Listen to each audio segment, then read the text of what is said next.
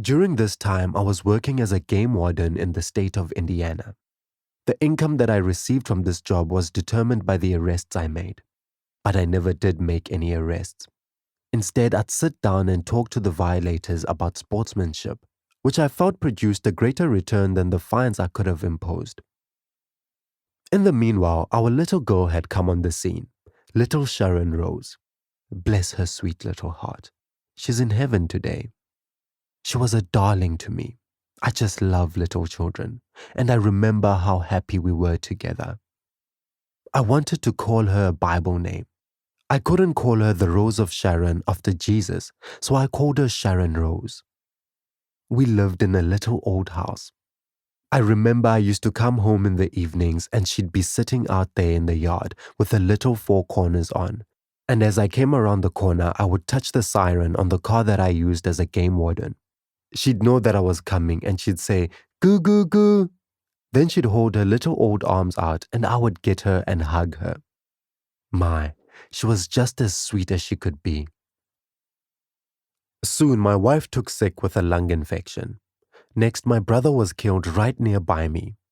See, the way of a transgressor is hard. Then my father, at age 52, had a heart attack one night and died in my arms an hour later. Just a few days before he died, he was in a saloon and someone asked him to take a drink.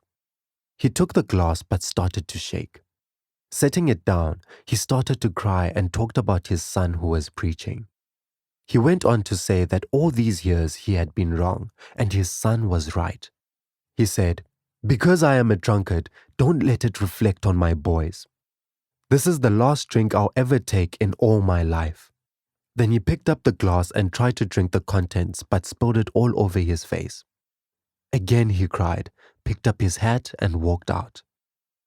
This incident was relayed to me by an insurance agent whom I later led to the Lord. Shortly before his death, he had given his heart to the Lord. God was still speaking to my heart. Then my sister-in-law died right there in her home. Everything didn't seem to be going right at my church either. The way of a transgressor is hard. See, I kept going down then.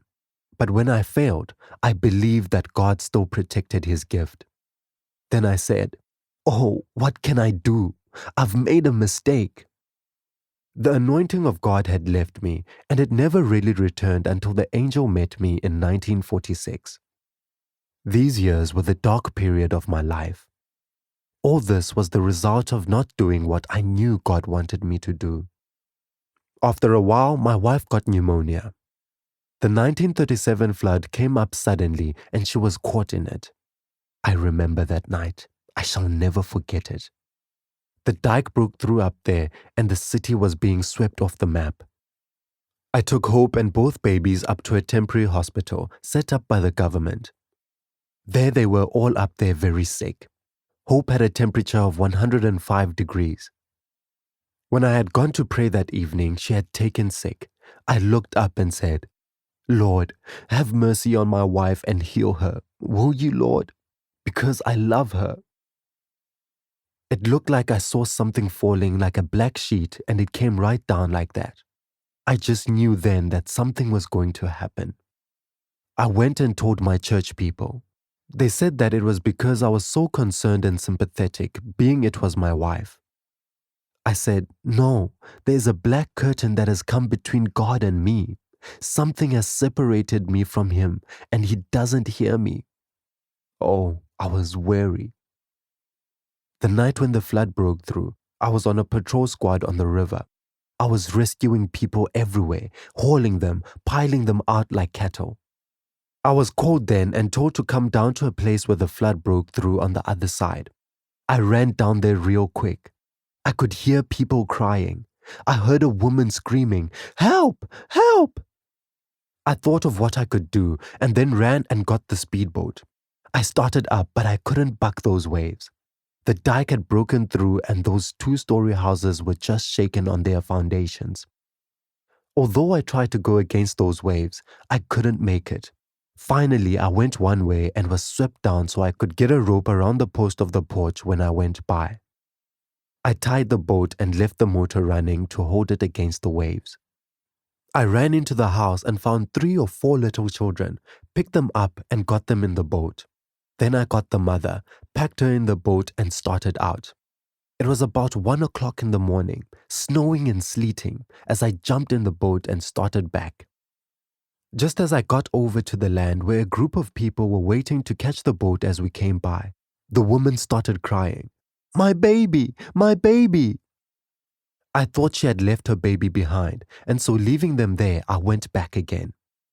Part of the house had already gone when I finally reached it.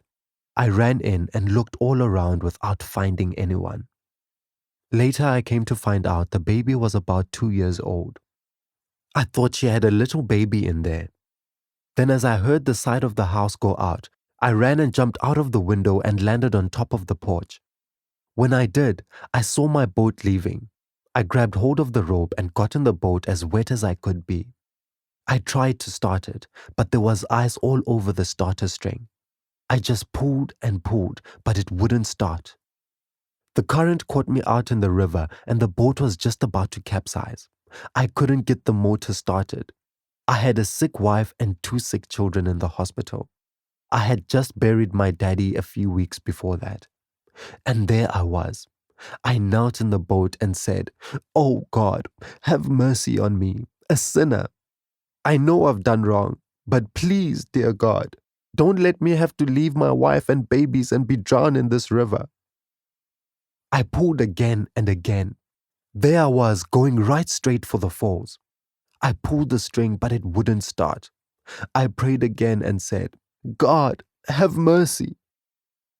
I had time to think a lot of things over, friends. I tell you, when that hour comes and death is pushing right up against you, you'll think a lot of things that you are not thinking about now. I pulled, and by God's grace, the motor started. I went back and bucked the waves again and came out way down in Howard's Park, down below Jeffersonville, about 3 o'clock in the morning. Then they told me the other side of the dike had broken and come down through Lanky Can Creek and cut off the government depot.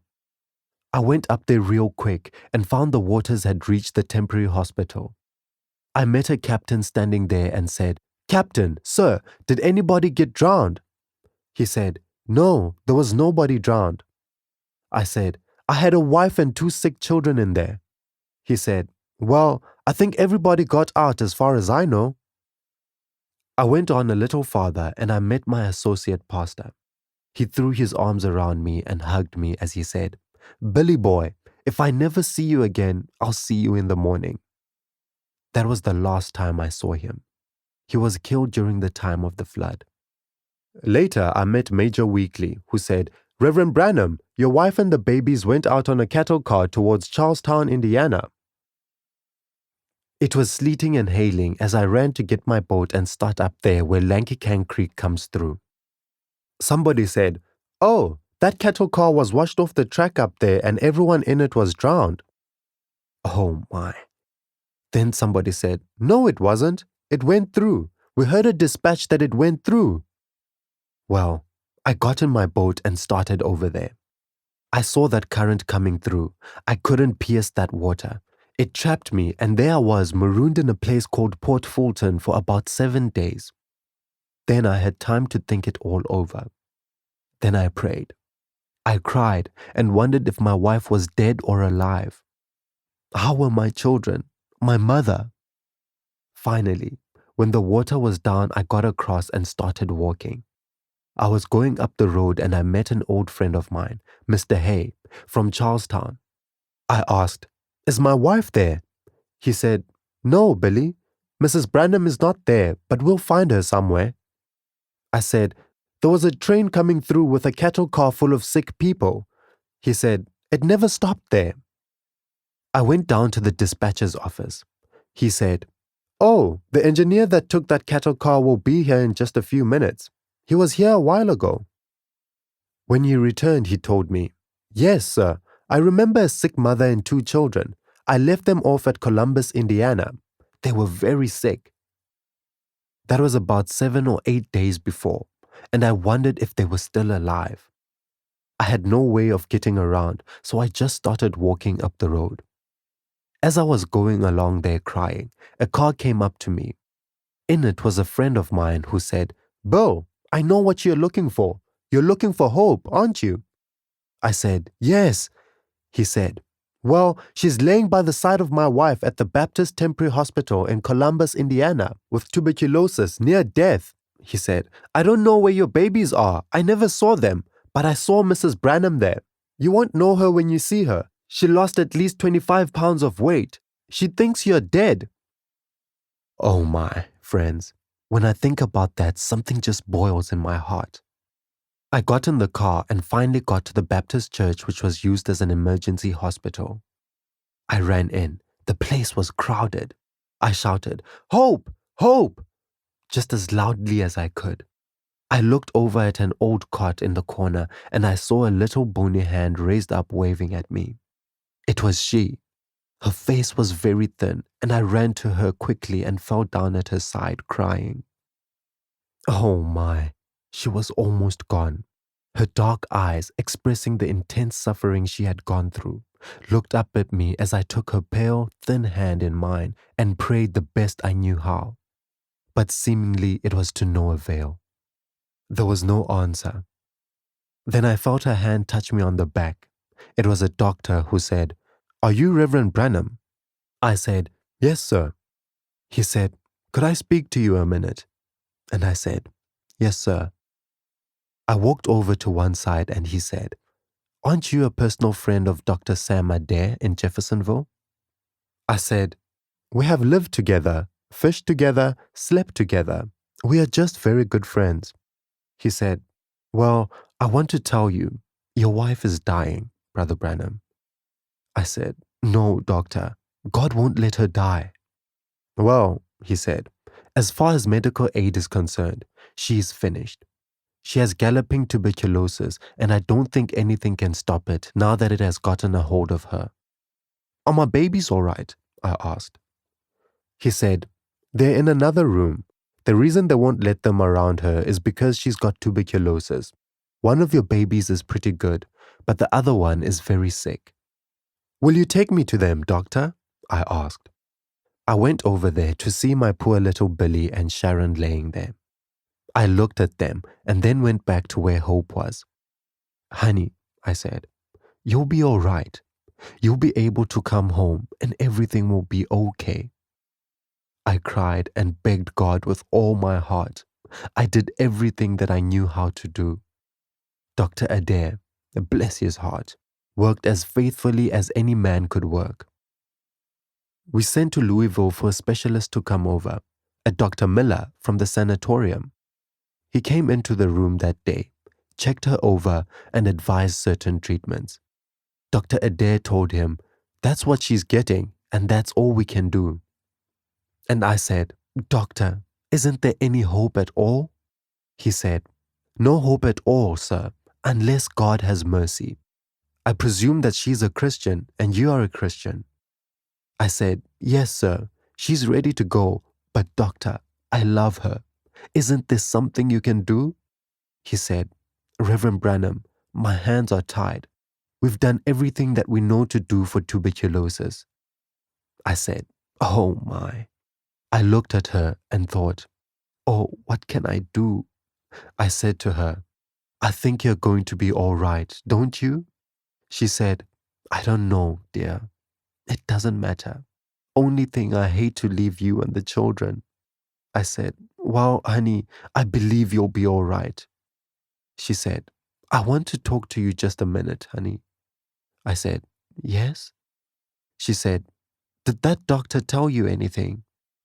I said, "Don't ask me, sweetheart.